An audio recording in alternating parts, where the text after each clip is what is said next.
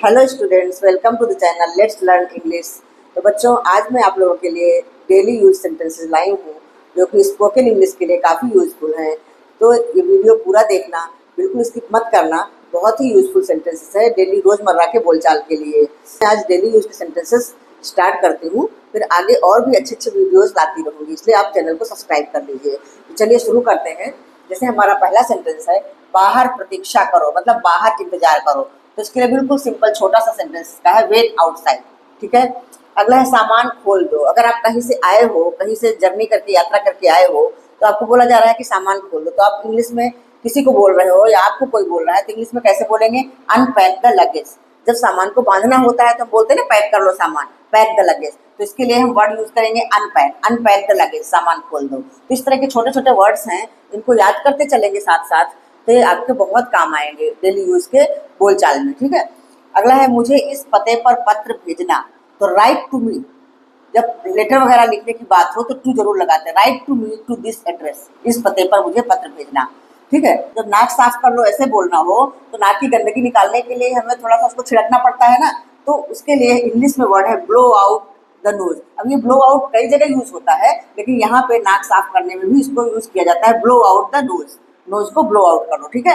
लेकिन अब अगला सेंटेंस इसी तरह का है, इसमें भी हमें ब्लो आउट यूज करना है। जैसे फूंक मारकर मोमबत्ती बुझा दो। जब फूंक मार करके बुझाना हो तो भी हम लिखते हैं ब्लो आउट द कैंडल। ठीक है, ब्लो आउट द कैंडल। देखा आपने, ब्लो आउट का दो जगह अलग अलग यूज हुआ है। तो इंग्लिश में ऐसा ही है, एक ही वर्ड का अलग अलग यूज होता है कई जगह अलग अलग सेंस में।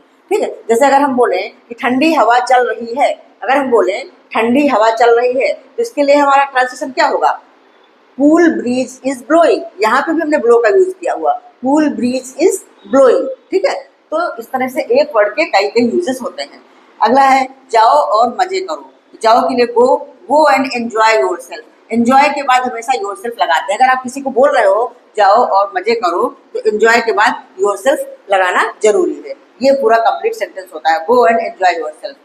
अगला है तुम्हारा, मेहमानों के हाथ धुला दो। जैसे हमारा ये सेंटेंस है, मेहमानों के हाथ धुला दो, तो यहाँ पे हमें पॉजिटिव वर्ब का यूज करना पड़ेगा जो कि हेल्प है।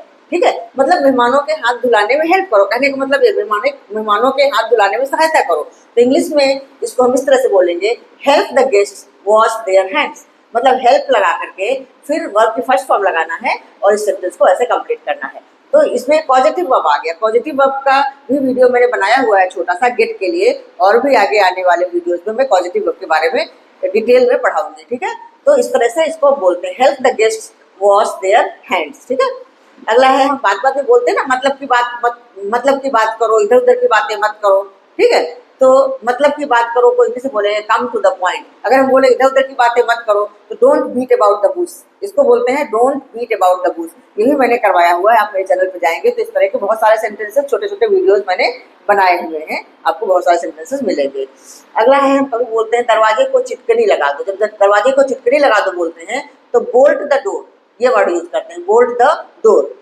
फिर अगर हम कहें दरवाजे में ताला लगा दो, तो ताला लगाने के लिए लॉक वर्ड यूज करते हैं। ठीक है, lock the door, bolt the door और लॉक द डोर अलग अलग चीजें हैं। अच्छा, किसी ने हाथ पकड़ रखा है तो बोलते हैं मेरा हाथ छोड़ दो। मेरा हाथ छोड़ दो बोलना हो तो लेट गो माई हैंड। ठीक है। तो इस तरह के छोटे छोटे सेंटेंसेस, इनको साथ साथ याद करते चलिए क्योंकि बहुत यूजफुल रहेंगे आपके बोलचाल में।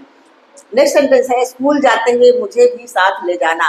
अगर किसी से आपको बोलना है स्कूल जाते हुए मुझे भी साथ ले जाना, तो साथ ले जाने के लिए हम लिखते हैं पिक अप। ठीक है। तो पिक मी अप, पिक फिर ऑब्जेक्टिव केस आ गया, उसके बाद अप, तो पिक और अप के बीच में ऑब्जेक्टिव केस लगा देते हैं।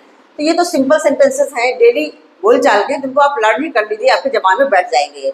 तो pick me up on your way to school, on your way to school मतलब स्कूल जाते हुए के लिए लिखा गया है on your way to school. कहने का मतलब, क्योंकि इंग्लिश में एकदम लिटरल मीनिंग नहीं लिया जाता है, वर्ड टू वर्ड ट्रांसलेशन नहीं होता है कि अगर इस सेंटेंस को हम पढ़ेंगे तो pick me up on your way to school मतलब स्कूल के रास्ते में जाते हुए मुझे ले लेना। कहने का मतलब है तो स्कूल जाते हुए मुझे भी साथ ले जाना, इसका हम ट्रांसलेशन इस तरह से करेंगे। इंग्लिश में बोलना हो तो हम बोलेंगे pick me up on your way to school.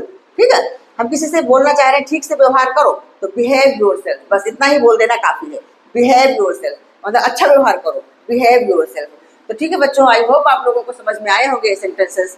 तो कमेंट में लिख के बताना कि कैसा लगा सेंटेंसेस, समझ में आए या नहीं आए, या कुछ और पूछना हो तो कमेंट बॉक्स में पूछ सकते हैं। तो ठीक है, आज इतना ही, मिलते हैं फिर नेक्स्ट वीडियो में और अच्छे अच्छे सेंटेंसेस के साथ।